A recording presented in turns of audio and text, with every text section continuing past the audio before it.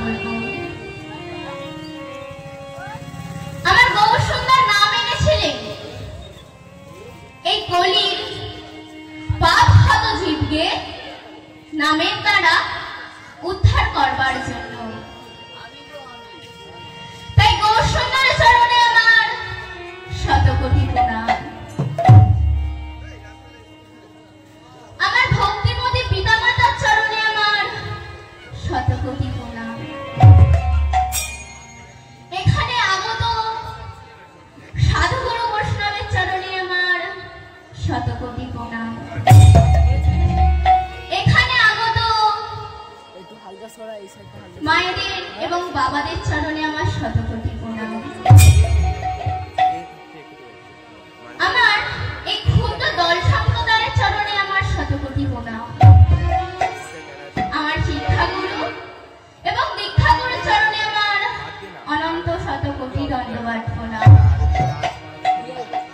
এই হরিবাসরটিকে যারা এত সুন্দরভাবে কমিটির দাদা ভাইয়েরা সাজিয়ে তুলেছে তাদের চরণে আমার শত কোটি প্রণাম। তাদের কৃপায় আজ আমি এইখানে দাঁড়িয়ে আছি এই আসনে। মা গৌর সুন্দর নাম এনেছিলেন এই কলির পাপ হত জীবকে নামের দ্বারা উদ্ধার করবার জন্য। মা গো, আমরা যখন মাতৃগর্ভে ছিলাম তখন মন মূত্র বিষ্ঠায় কাতরাতে কাতরাতে বলেছিলাম, হে প্রভু, আমাকে এই নরক যন্ত্রণা হতে মুক্ত করো। আমি ভবে গিয়ে তোমার সাধনা করব, ভবে গিয়ে তোমার ভজনা করব। সেই মাতৃগর্ভে 10 মাস 10 দিন যখন ওই কিম কামড় নারীর টান মল মিষ্টা বিষ্ঠায় কাতরাতে কাতরাতে বলেছিলাম, প্রভু বলেছিল তুমি ভবে গিয়ে আমার সাধনা ভজনা করবে তো। আমরা তখন যন্ত্রণায় কাতরাতে কাতরাতে বলেছিলাম, প্রভু এই নরক যন্ত্রণা হতে আমাদের মুক্ত করো। আমরা ওই ভবে গিয়ে তোমার সাধনা করব, ভজনা করব। তাই ভক্তাদিন গোবিন্দ আমার বললেন কি না, 10 মাস 10 দিন মাতৃগর্ভে দেখে এই ধরার মাঝে নিয়ে এই ধরার মাঝে এসে আমরা মায়ায় বদ্ধ হয়ে আচ্ছন্ন হয়ে দিনরাত শুধু আমার আমার করে যাই। আমার ছেলে, আমার মেয়ে, আমার স্বামী, আমার স্ত্রী, আমার গাড়ি, আমার বাড়ি, শুধু মা গো আমরা শুধু আমার আমারই করে যাই। প্রভুকে একদিনও ডাকা হয় না। তাই মাতৃগর্ভে যখন যন্ত্রণায় কাতরাচ্ছিলাম, প্রভু এই 10 মাস 10 দিন পর ধরাধামে নিয়ে এলেন। এসে আমরা ভবে এসে একদিনও সাধনা করলাম না।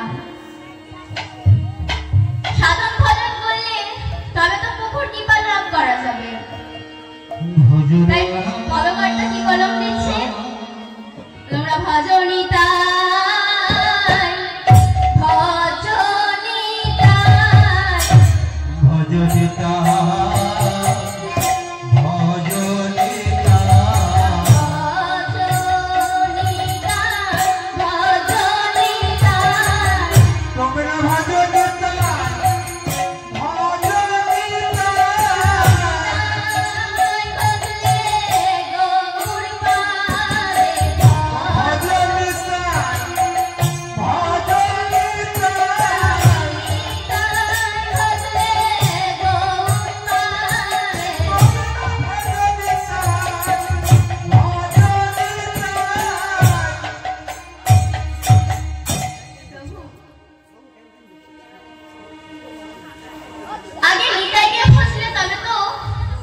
গৌর সুন্দরের দেখা পাওয়া যাবে।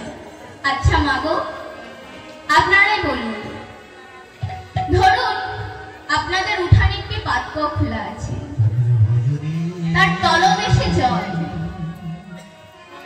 জলটাকে তোলার জন্য কি করতে হবে না, একটা দড়ি লাগবে, একটা বালতি লাগবে, তারপরেই তো জলটাকে তোলা যাবে না গো। তেমনি আমার নিতাইকে ভজনা করলে তবে আমার গৌরসুন্দরের দেখা পাওয়া যাবে।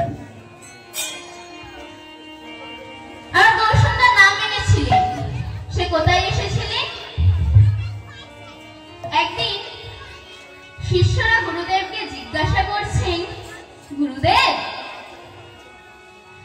ভগবান চৈতন্যদেব কোথায় জন্মগ্রহণ করেছিলেন? তার বিষয়ে কিছু বলুন আমাদের, শুনে আমাদের কৌতূহল চরিতার্থ করুন। গুরুদেব বলছে আর শিষ্যরা শ্রবণ করছে। গুরুদেব কি বলছে? না, নদিয়া জেলার নবদ্বীপ ধামে মিশ্র পরিবারে জন্মগ্রহণ করেছিলেন। পিতার নাম জগন্নাথ মিশ্র আর মাতার নাম শচীদেবী। তাদের কোলে আমার গৌরসুন্দর জন্মগ্রহণ করেছিলেন। একদিন শচীমার ইচ্ছা হলো যে সে গঙ্গা স্নানে যাবে। জানেন তো মায়েরা, আগেকার দিনে স্ত্রীর দিকে যদি বাড়ির বাইরে যেতে হতো স্বামীদের কাছে অনুমতি চাইতে হতো। তাই শচী মাতা আমার ওই জগন্নাথ মিশ্রের কাছে অনুমতি চাইছেন। কেমন ভাবে? অনুমতি দেহ স্বামী ধরি গো চরণে, বাসনা করেছি আমি যাব গঙ্গা স্নানে।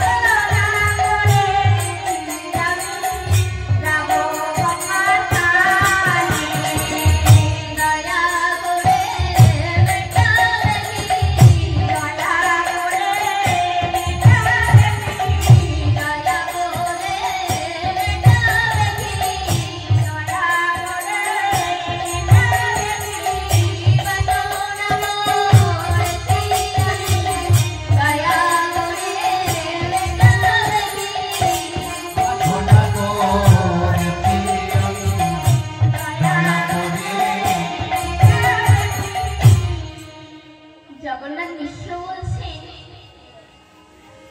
শচী রে, তোমার যদি একান্ত ইচ্ছা হয় তবে তুমি যাও। এই বলে শচী মাতা আমার ওই জগন্নাথ মিশ্রকে প্রণাম করে গঙ্গার স্নানে গেলেন। গঙ্গায় নেমে স্নান করবে এমন সময় উজান স্রোতে একটি তুলসী পত্র ভাসতে ভাসতে এসে শচী মাতা চতুর্দিকে বেষ্টন করছেন। শচী মাতা আমার এরূপ কিছু বুঝতে না পেরে ওই তুলসী পত্রটিকে ভক্তি ভরে ভক্ষণ করেছে। ভক্ষণ করে গঙ্গা স্নান ছেড়ে বাড়ি ফিরে এসেছে।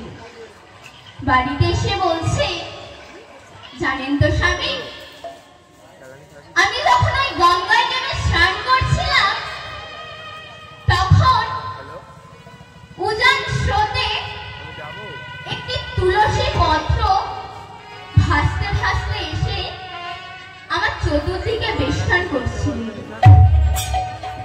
জানেন তো স্বামী, আমি তুলসী পত্রটিকে ভক্তি ভরে আচ্ছা স্বামী, বলুন না, এটা মঙ্গল না অমঙ্গল?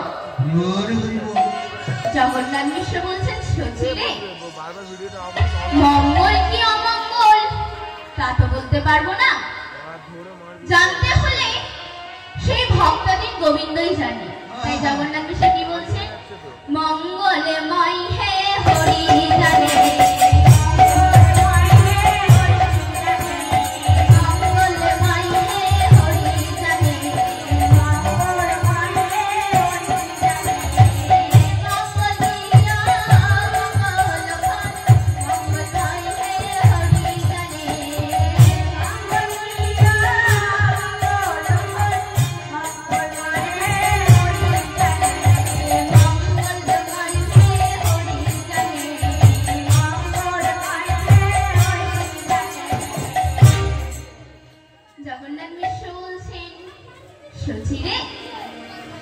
মঙ্গল কি অমঙ্গল তা তো বলতে পারবো না, জানতে হলে সেই ভক্তাদিন গোবিন্দই জানে। এইভাবে কিছুদিন অতিবাহিত হয়ে গেল। কিছুদিন অতিবাহিত হবার পর জগন্নাথ মিশ্র দেখলেন সচিমায়ের গর্ভ সঞ্চার হয়েছে। সচিমাতা জগন্নাথ মিশ্রকে বলছে, দেখো দেখো স্বামী, আমার গর্ভ সঞ্চার হয়েছে। জগন্নাথ মিশ্র আমার বড়ই খুশি হয়েছে, কারণ তাদের প্রথম সন্তান বিশ্বরূপ তিনি সন্ন্যাস গ্রহণ করে পিতা মাতাকে ত্যাগ করে চলে গিয়েছেন। আবার সচিমাতার গর্ভ সঞ্চার হয়েছে। জগন্নাথ মিশ্র ওই পাড়া প্রতিবেশীদেরকে লয়ে পঞ্চম মাসে পঞ্চামৃত, নবম মাসে সাধকীরা সমস্ত কিছু করে চলেছে। 10 মাস 10 দিন অতিবাহিত হয়ে গেছে। সচিমাতা আমার কোন সন্তান লাভ করলেন না। 11 মাস করেছে, অর্থাৎ 11 মাস, মাঝামাঝি 11 মাসে সেই দিন সচিমাতা আমার বলছে, আচ্ছা প্রভু, আমি কি পুত্র বা কন্যা কিছুই লাভ করবো না? এইভাবে 11 মাস সে অতিবাহিত হয়ে গেল। 12 মাস করেছে, অর্থাৎ 12 মাস। আচ্ছা প্রভু, 10 মাস 10 দিন অতিবাহিত হয়ে গেল, 11 মাস অতিবাহিত হয়ে গেল। প্রভু 12 মাসের মাঝামাঝি, প্রভু গো, আমি কি পুত্র বা কন্যা কিছুই লাভ করবো না? তখন জগন্নাথ মিশ্র কি বলছেন, সচিনে তুমি ভুলে বুঝি করেছো, ভুলে বুঝি করেছো,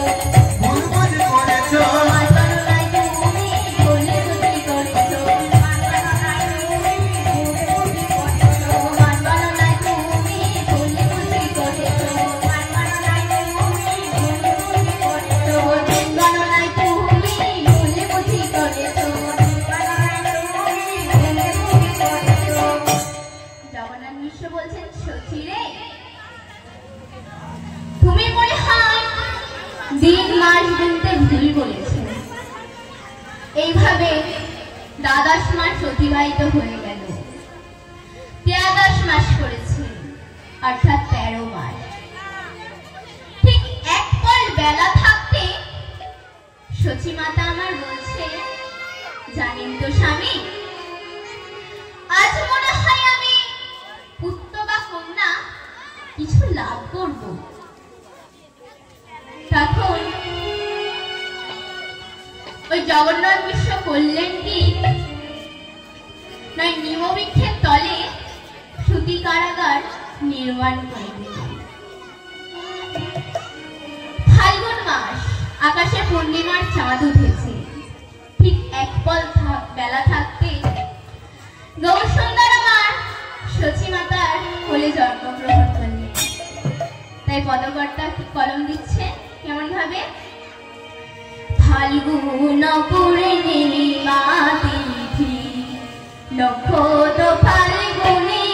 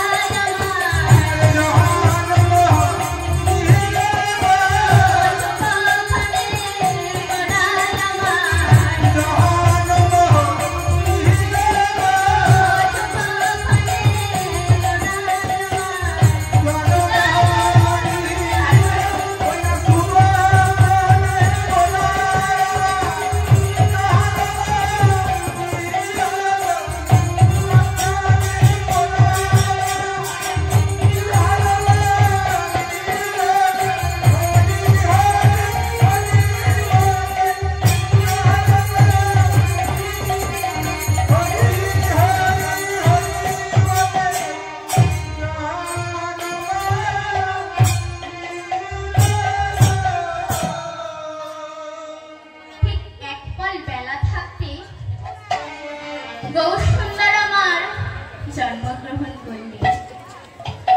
আচ্ছা মায়েরা, আপনাদের কাছে আমার দুটি প্রশ্ন। প্রথম প্রশ্ন হলো, গোবিন্দ আমার সতী মাতার কততম সন্তান? কি গো মায়েরা, জানেন গৌর সুন্দর আমার সতী মাতার কততম সন্তান?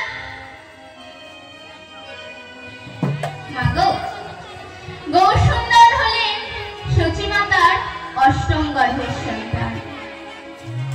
প্রথম সন্তান বিশ্বরূপ, তিনি পিতা মাতাকে ত্যাগ করে ওই সন্ন্যাস গ্রহণ করে চলে গিয়েছিলেন।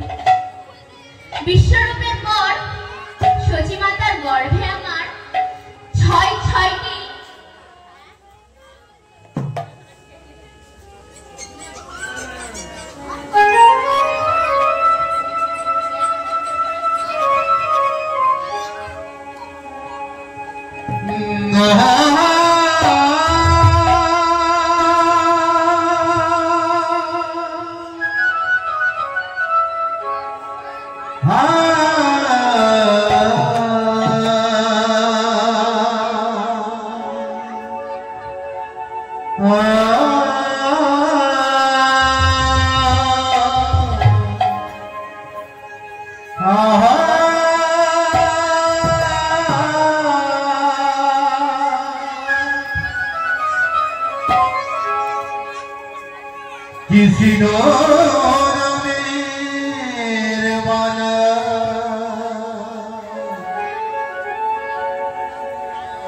নীলাম গলে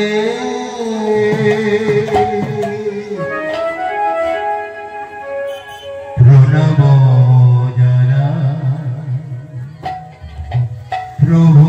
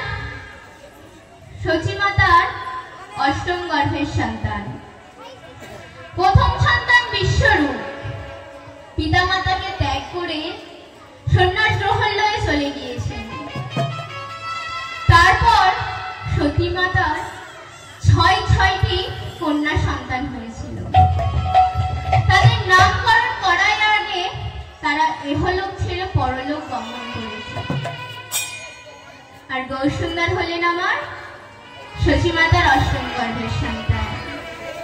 আরেকটি প্রশ্ন মায়েরা, গৌরসুন্দর যেদিন জন্মগ্রহণ করেছিলেন সেই দিন 3টি গ্রহণ হয়েছিল। কি কি গ্রহণ হয়েছিল গো মায়েরা? কেউ বলতে পারবে? আমার গৌরসুন্দর যেদিন জন্মগ্রহণ করেছিলেন সেই দিন আকাশের চন্দ্রগ্রহণ হয়েছিল, নদী আকাশের হরিনাম গ্রহণ হয়েছিল, আর গৌরসুন্দরের জন্মগ্রহণ হয়েছিল। তাই মা গো, শচীমাতা আমার একটি সন্তান লাভ করেছে। কি সুন্দর তার রূপ! তাই প্রতিবেশীরা সকলেই যাচ্ছে। কি গো মায়েরা, আপনারাও তো যাবেন। গৌরসুন্দর জন্মগ্রহণ করেছে আর কি বলছে, আমার গৌর এলো রে সোনার নদিয়ায়, উলুধ্বনি হরির ধ্বনির শব্দ শোনা যায়, আমাদের গৌর এলো রে।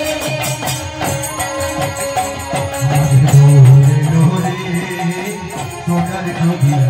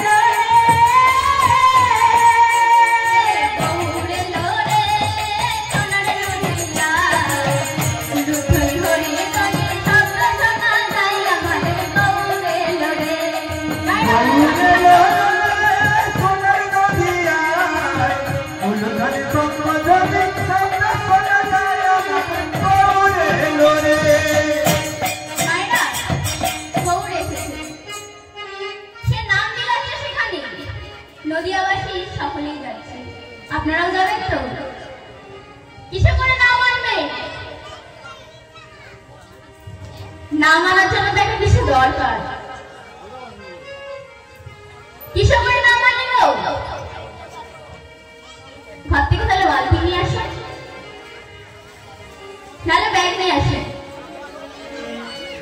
না না, ও সব কিছু আনতে হবে না। চলুন, আপনাদের যে 2টি অঞ্চল আছে এই অঞ্চলে করেই আমরা নাম নিয়ে আসবো। তাই কি বলছে, কে কে তোরা নাম নিবি রে, আইনে ছুটে আয়, কে কে তোরা নাম নিবি রে, আইনে ছুটে আয়।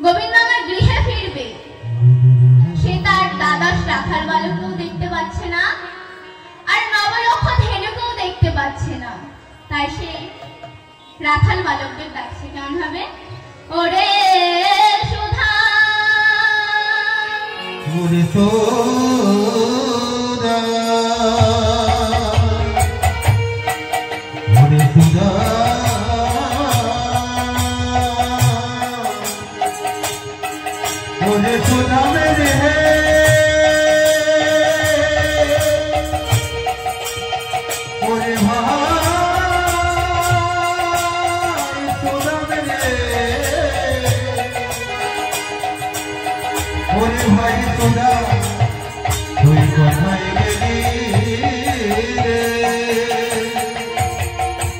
তোরা করে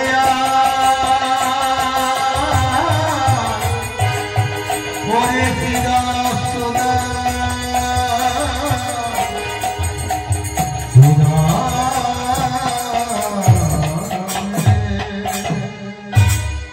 রাখাল বালকদের ডাকছে, কেউ সাড়া দিচ্ছে না। তখন গোবিন্দ আমার বললেন কি, আমি আমার গাভীগুলোকে ডাকি তো তারা আসে কিনা। তাই সে গাভীগুলোকে ডাকছে কেমন ভাবে, বলি আই শ্যামলি আই ধবলি আই শ্যামলি আই ধবলি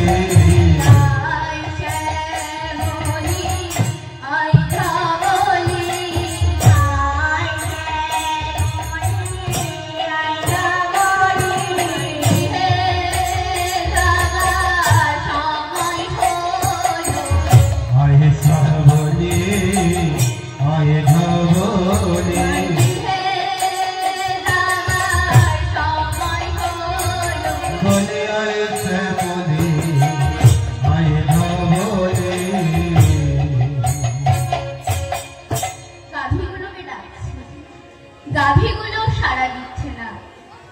তখন অন্তর্যামী ভগবান আমার অন্তরে জানতে পারলেন যে ব্রহ্মা সে পরীক্ষাকে পরীক্ষা করছে, সে কিনা আমার হতে উদ্ভব।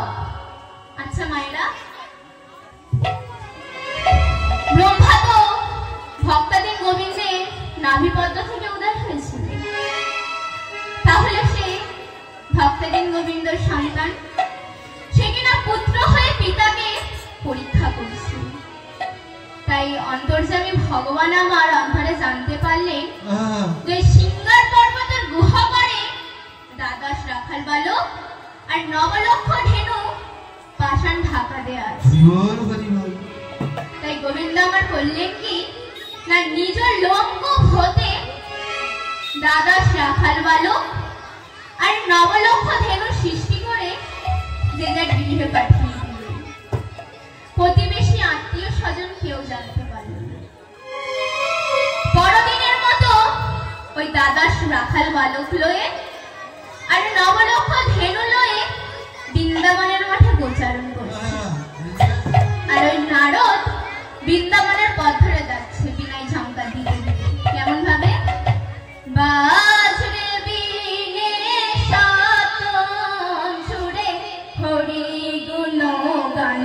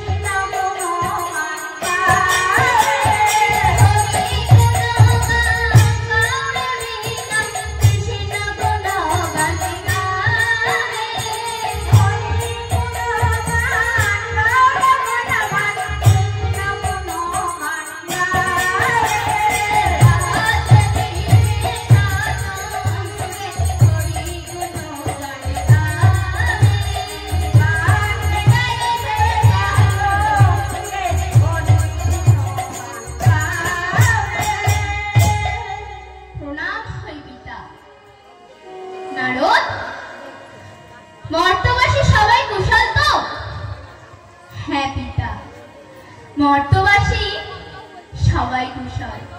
জানেন তো পিতা, আমি না আবার সেই বৃন্দাবনের মাঠে পূর্বেকার মতো লীলা দর্শন করে এলাম। তাই নারদের বাক্য সত্য করবার জন্য ওই হংসর রাহনে বৃন্দাবনের মাঠে গিয়ে দেখছে পূর্বেকার মতো লীলা।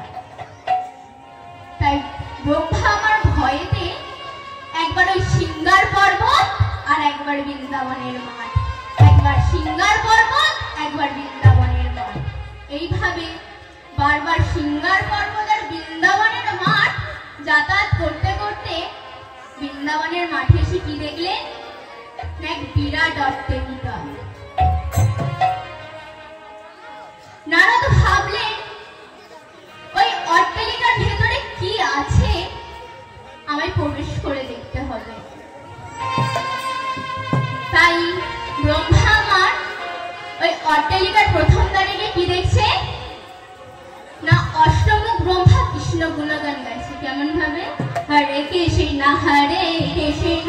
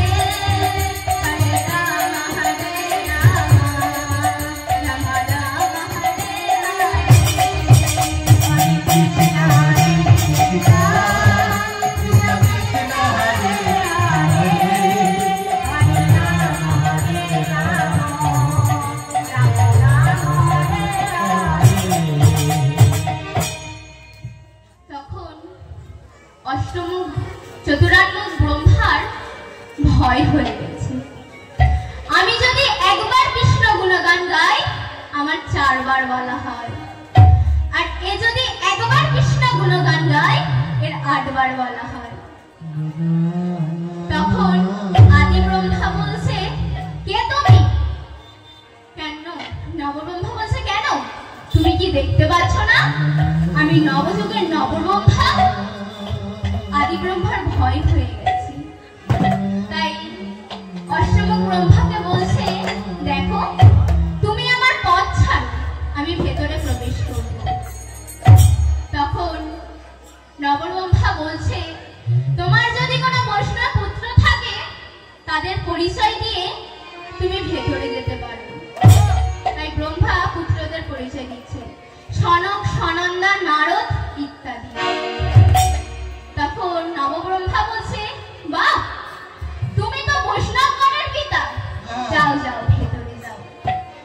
এই বলে দ্বিতীয় দ্বারে গিয়ে কি দেখছে না, 16 মুখ ব্রহ্মা কৃষ্ণ গুণগান গাইছে। হরে কৃষ্ণ হরে কৃষ্ণ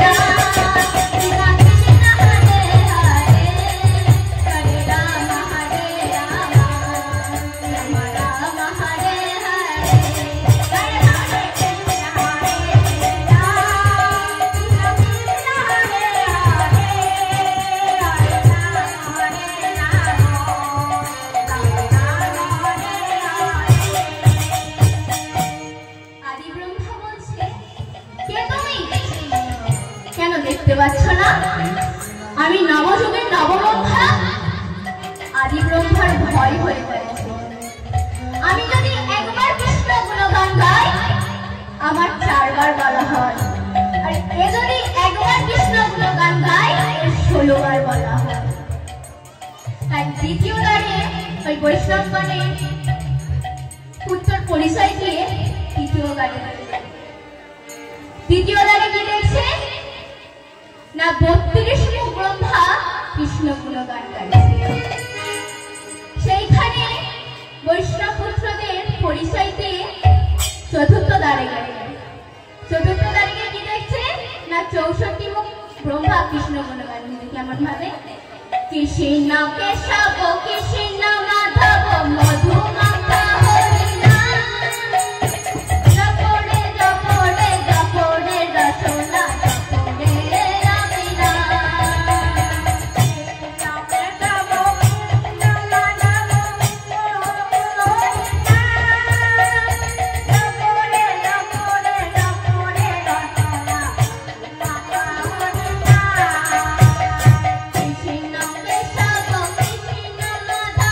মধু মাখা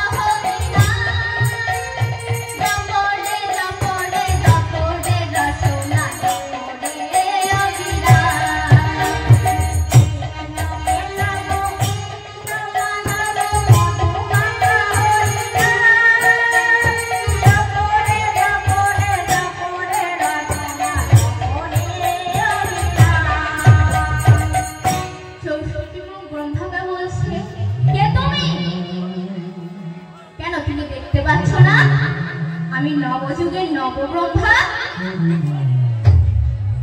তখন ব্রহ্মা আমার আদি ব্রহ্মা আমার থরথর করে কাঁপছে আর বলছে আমি যদি একবার কৃষ্ণ গুণগান গাই আমার 4 বার বলা হয় আর এ যদি একবার কৃষ্ণ গুণগান গাই এর 64 বার বলা হয়।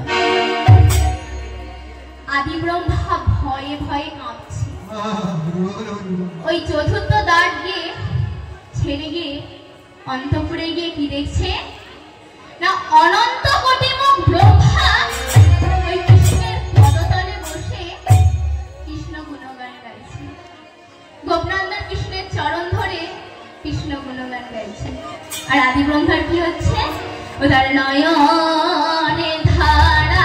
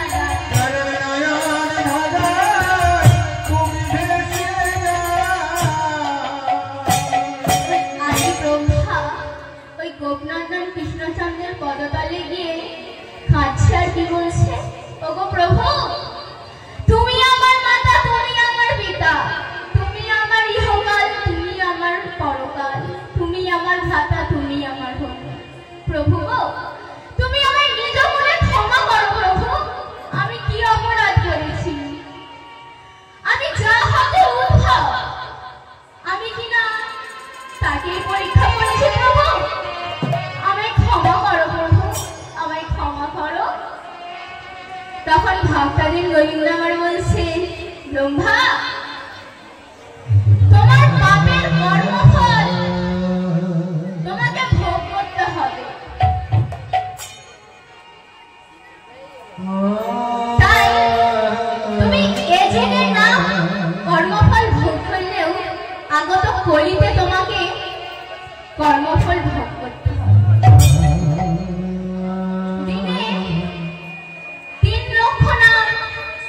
জপ করতে হবে, দিবারাত্রি করে 3 লক্ষ নাম জপ করতে হবে। শোনো ব্রহ্মা, তুমি ব্রাহ্মণ ঘরে জন্মগ্রহণ করবে ঠিকই, কিন্তু তুমি মেলচ্ছ অংশে প্রতিপালিত হবে। তাই কলিযুগে এসে ব্রহ্মা আমার কোথায় জন্মগ্রহণ করলে? খুলনা জেলার ভাটখোলা গ্রাম, সোনাই নদীর তীরে সমস্ত মুসলমানের বাস আর এক ঘর ব্রাহ্মণের বাস। সেইখানে জন্মগ্রহণ করলেন। তাই মাগো বলি আমাদের পাপের কর্মফল আমাদের এইখানেই ভোগ করে যেতে হবে।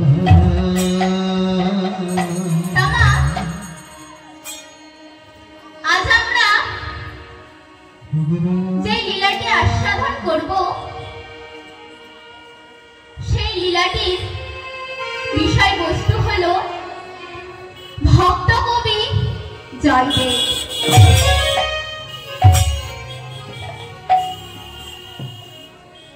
তামা লীলা দর্শন করার আগে বৃন্দাবনে যেতে হয়।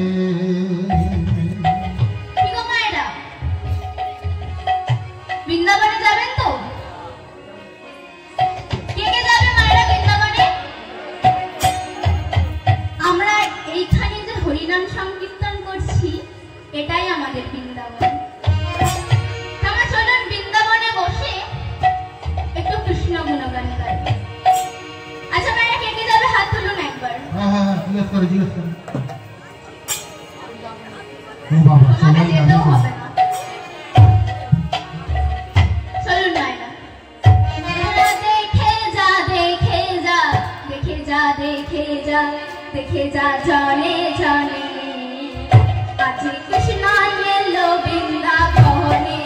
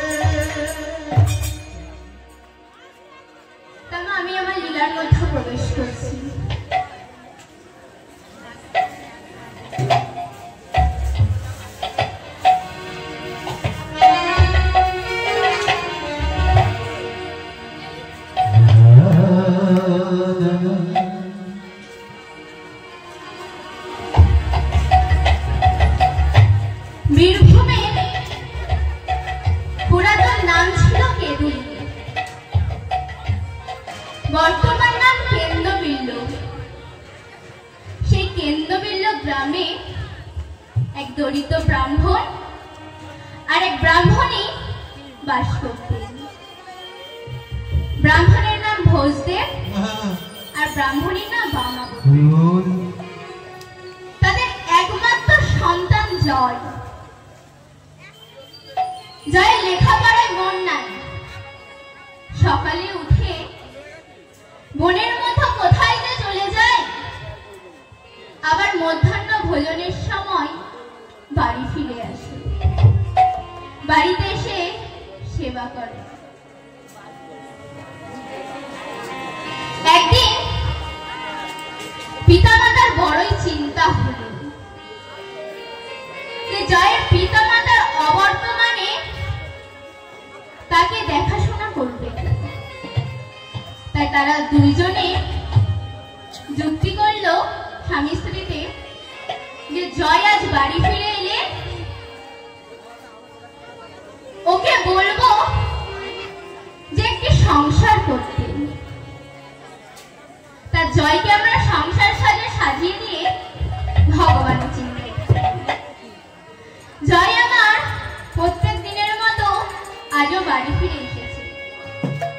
বাড়িতে এসে আহার করছে।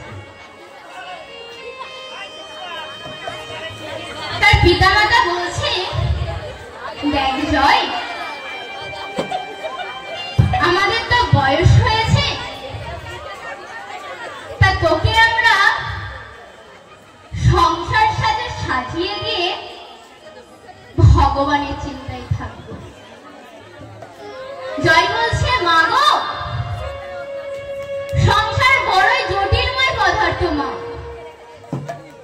সংসার সম্বন্ধে আমি কিছুই জানি না মা। তখন জয়ের পিতা বলছে, আচ্ছা জয়, তুমি কি রামচন্দ্রের কথা শোনোনি? রামচন্দ্র